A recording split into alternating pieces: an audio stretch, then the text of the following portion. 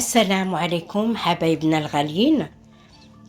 Aujourd'hui, donc, nous allons continuer notre vidéo, la première vidéo de Jacques Cartier. Et en fait, on va discuter un petit peu de ce que ça implique quand on prend possession d'un territoire qui n'est pas le nôtre.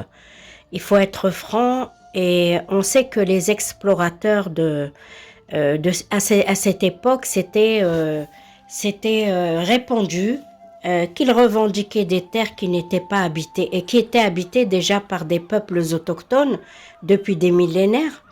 Et lorsqu'ils arrivaient sur un territoire inconnu, ils plantaient une croix, ils venaient, ils plantaient la croix et ils disaient qu'ils proclamaient que les terres appartenaient maintenant, à partir d'aujourd'hui, à la France, au roi de France.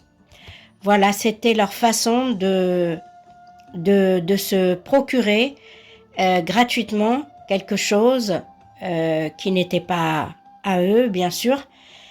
Et donc, ils font ça sans le consentement des peuples autochtones, en l'occurrence les Indiens qui habitaient là-bas.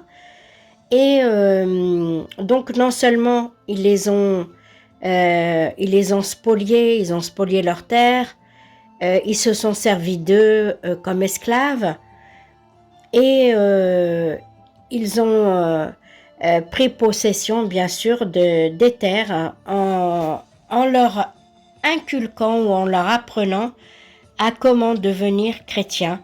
Donc, il leur imposait aussi de devenir chrétien. Et ça, c'était les bases les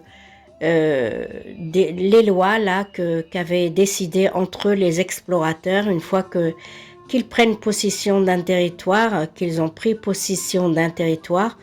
À ce moment, ils le déclarent territoire de ce pays.